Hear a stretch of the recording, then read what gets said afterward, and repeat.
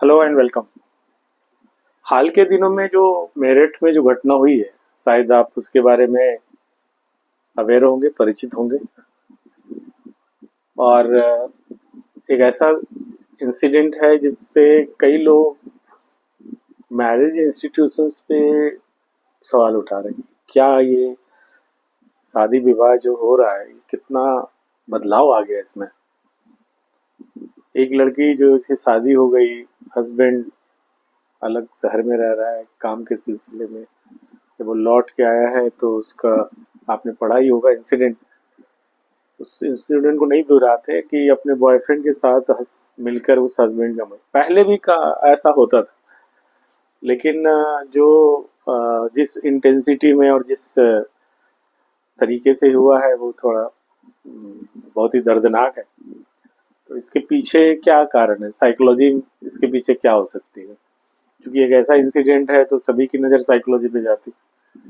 देखिए, अगर आप साइकोलॉजिकल एनालिसिस पूछेंगे इसका, तो एक तो ये है कि इंडिविजुअल कारण तो अलग अलग होता है, तो हर चीज़ का केस स्टडी करना होता है, तभी वो पता चलता है कि इस केस में एग्जैक्ट कारण क्या था, है ना।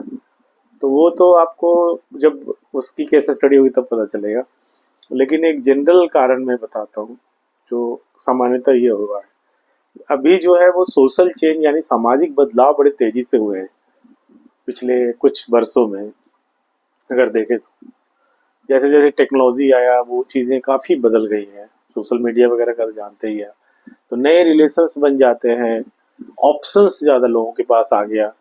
अब शादी के बाद जो है जो नया जनरेशन का जो परवरिश हो रहा है, वो ऐसे चीज़ों में पल बढ़ के आ रहे हैं कि उनका वो पहले के दौर वाले की परवरिश से आप तुलना नहीं कर सकते।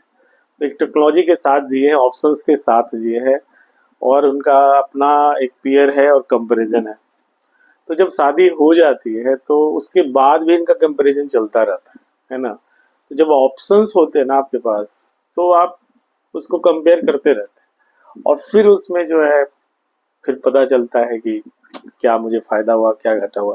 ये पूरी की पूरी माइंडसेट है, सोचने का जो तरीका है वो हमारा, देखा है कि उसमें बदलाव आ गया है। अब ट्रांजैक्शनल नेचर का हो गया। पहले की शादियां होती थी तो समर्पण ज्यादा दिखता होगा, समर्पण भी और सेक्रीफाइस भी कर लो, दबते थे एक दूसरे। पैट्रियार्कल स्ट्रक्चर में मेल का वो होता था, तो ज्वाइंट फैमिली सिस्टम होती थी, तो ये उसमें आ, हो जाता था, क्योंकि दबाव से भी रह लेते थे लोग। स्वेच्छा से गए हम नहीं कहेंगे केवल कि उसमें बहुत सारे कॉम्प्लिकेशन। शादी होती है, दो लोग मिलते हैं अलग अलग परिवार से, तो दिक्कतें तो आती ही है। ऐसा नहीं किसी शादी में एकदम स्मूथ होगा। लेकिन इस तरीके का रिएक्शन या इस तरीके का बिहेवियर जो है वो थोड़ा सा समझने लायक है कि सामाजिक बदलाव हुए, हमारे मूल्यों में, हमारे वैल्यूज में काफी बदलाव हो गए। और ये जो टेक्नोलॉजिकल ड्रिवन सोसाइटी है ना, इसने समाज में इतना इंटीग्रेट जोड़ दिया है कि देखिए ना, आप शादी के बाद भी आप उन लोगों से भी बात कर रहे हैं जो आपके फ्रेंड पहले रहे हैं। तो क्या होता है उसमें उसमें क्या है कि आपके तो कहीं ना कहीं खिंचाव पुल बना रहता है हर जगह। और लोगों का माइंडसेट में भी बदलाव आ गया कि अब चीजें एक कि हमारा ट्रांसफॉर्मेशन हो गया। अब हम एक विवाहित जीवन में जा रहे हैं और एक नया जीवन शुरू करेंगे। वो माइंडसेट ही नहीं, ट्रांजैक्शनल है, क्या पाया क्या खोया इसमें हम जुड़े हैं। तो उसमें जब आप देखेंगे कि एक तरफ तो बदलाव हो रहे, मैंने बोला सामाजिक बदलाव आ रहे, सोशल चेंज आ रहा है, ऐसे माइंडसेट आ गया। दूसरा जो है टेक्नोलॉजी, जो सोशल मीडिया है या और जो है, वो आपको एक्सेस भी दे रहा है कि आप भले यहाँ से दूर चले जाए लेकिन यहाँ के फ्रेंड से जुड़े रह सकते हैं। तो इस तरीके के चीजों को लेकर के आप देखेंगे तो समाज में बहुत बदलाव आया है। वो एक केस हो सकता है, लेकिन उससे जुड़े हुए हजारों लाखों केसेस हैं जो हैं, जो उस लेवल तक नहीं पहुंचे हैं। लेकिन अगर आप उसमें देखेंगे सटल वायलेंस, डिससेटिस्फैक्शन या और से जुड़ी चीजें, तो आज मैरिज का जो रिलेशनशिप है एक अलग दौर से गुजर रहा है। जो पुराने संस्थाएं हैं जिस तरह के मैरिज रिलेशंस की बात करते हैं हम, वो बहुत ही, जैसे कहते हैं ना कि पहले वाला होता था कि एकदम संस्कार और फ्यूजन, वो सब बातें अब बेकार है, अब उतना दिख नहीं रहा है। वो सिंपल सिंबॉलिक है, रिचुअलिस्टिक है। लोगों के एटीट्यूड और माइंडसेट में काफी बदलाव आ गए। वो अब फायदा घाटा देखते हैं, ट्रांजैक्शनल नेचर हो चुका है, और आने वाले समय में और होगा। इकोनॉमी डोमिनेट कर रही है भाई, रिलीजन नहीं डोमिनेट कर रहा है। आप समझ रहे हैं इस चीज को। और अब हमको धर्म और पाप का भय भी ऐसा नहीं है कुछ जो मोरालिटी हमको बहुत ज्यादा रेगुलेट कर ले। आप समझा रहा हूँ मैं साइकोलॉजी इसकी क्या है, तो ये जनरल है, सबके लिए है। तो इस कारण से जो संबंधों में काफी बदलाव आए और उसके कारण से ये सब देख रहे हैं। तो ये तो एक परिणति है, इसके अलग अलग रूप आए देखेंगे। तो रिलेशनशिप में ही बहुत सारा लड़ाइयाँ हैं, अलग अलग रूप है, अलग अलग लांछन है। और सभी में एक ट्रांसफॉर्मेशन दिखेगा आपको। पहले के चीजों में, आपके चीज में कई लोग कहते हैं बहुत बदल गया, बहुत बदल गया। आपके माता पिता भी कह सकते हैं। तो वजह यही है कि सामाजिक बदलाव हो गया बहुत सारे, और वो लोगों को उस तरह से सोचने के लिए विवश नहीं करता है। ठीक है, फायदा घंटा देख के और दूसरा मैंने बताया कि ये जो सोशल मीडिया का जो रहता है ना, इन्फ्लुएंस जो ये ओमनीपोटेंट है ना, लगातार बना रहता है और आप लगातार अपने को इवैल्यूएशन मोड में ही रख लेते हैं। तो आपको एक्सपेरिमेंटेशन का भी मन करता है कि क्या हमारे हाथों में ही है। वेस्टर्न है ना कि भाई कर्म योग तो भाई सब कुछ है कि अब मानने के लिए तैयार नहीं है कि चलो इस लाइन पे आगे चले। नहीं, कोर्स करेक्शन कर लेते हैं, नया तरीके से जिंदगी शुरू कर लेते हैं, ख्याली चीजों में चले गए, बहुत सारी बातें हो सकती है। तो इसको लेकर आप ऐसे समझ सकते हैं, ये कारण जनरल है जो आप इस मेरिट वाले केस में तो अलग देख सकते हैं, लेकिन ऐसे देख लीजिए ना। और भी आसपास आप नजर देखेंगे तो डाइवोर्स के केसेस बड़े हुए मिलेंगे आपको, जहाँ पे क्वालिटी ऑफ रिलेशन है उसमें सेटिस्फैक्शन हस्बैंड वाइफ का कम मिलेगा, खास करके न्यूली मैरिड में। शुरुआत में बहुत ज्यादा, फिर लड़ाइयाँ झगड़ा, फिर बहुत ज्यादा टॉक्सिक होते थे पहले भी, लेकिन इस एक्सट्रीम और इस इंटेंसिटी से नहीं दिखता था। और इतना ज्यादा उसको तोड़ने के लिए आज देखिए कि फैमिली कोर्ट में क्या हालत है, कितने केसेस हैं, देखिए कितना वॉल्यूम बढ़ चुका है उसका। ये सब इंडिकेट कर रहा है सामाजिक बदलाव की तरफ। तो बदलाव आए हैं समाज में तो इसका अपना रिपरकशन भी है, होगा ही होगा। तो ये जनरल बात बता रहा हूँ, उसको इससे हम लोग कनेक्ट नहीं कर रहे हैं। लेकिन अब वापस आते हैं, अगर इस केस को देखें तो जो कोई इंसान अपने हस्बैंड को काट दे, मार दे और उसको डब्बे में बंद कर दे, तो इतना प्लान और हैच करने के लिए आप जानते हैं ना, हर व्यक्ति कितना भी सामाजिक बदलाव से इन्फ्लुएंस हो इतना नहीं करेगा।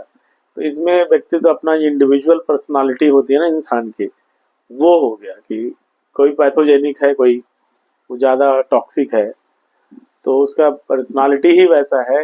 तो उसमें आप उसको एट्रीब्यूट कर सकते हैं कि एक्सट्रीम हो गया ना, कि टुकड़ों में काट के आप किसी को डब्बे में बंद करके, जैसे आप देहरादून में सुना था फ्रिज में काट करके रख दिया था कई पीसेस का, मूवीज इंस्पायर्ड होकर। तो ठीक है, मूवी से इंस्पायर मैं भी हो सकता हूँ, आप भी हो सकते हैं, लेकिन गुस्सा आता है कि हाँ इसको खत्म कर दे।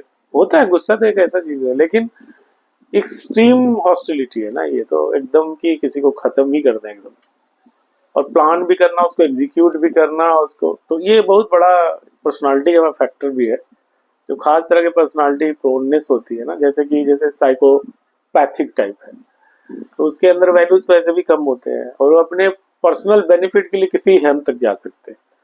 तो वैसा पर्सनालिटी भी होता है जिसको कह सकते हैं कि जिसको वैल्यूज और नॉर्म से और मोरालिटी से ज्यादा कोई लेना देना नहीं रहता, ऐसे दिखाने की कोशिश करते हैं।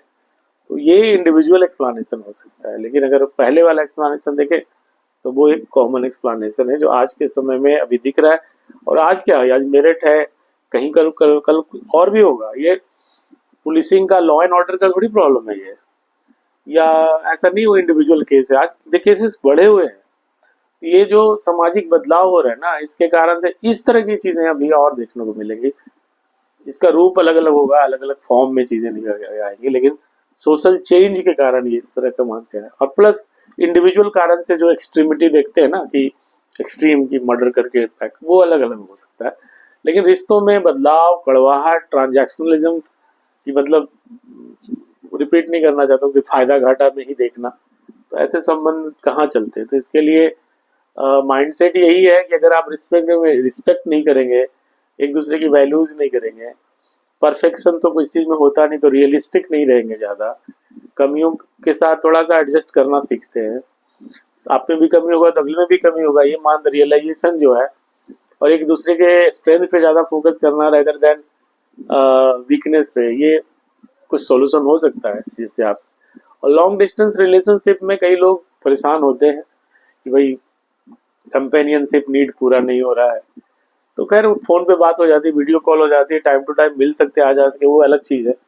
लेकिन कई लोग जो है वो कंपेनियनशिप और लॉन्ग डिस्टेंस का प्रॉब्लम नहीं है, उनका सोच और माइंडसेट का प्रॉब्लम है। तो यही एक्सप्लेनेशन मैं आपको बता सकता हूँ कि साइकोलॉजिकली अगर आप देखें तो इस लेवल पे इसको समझ सकते हैं।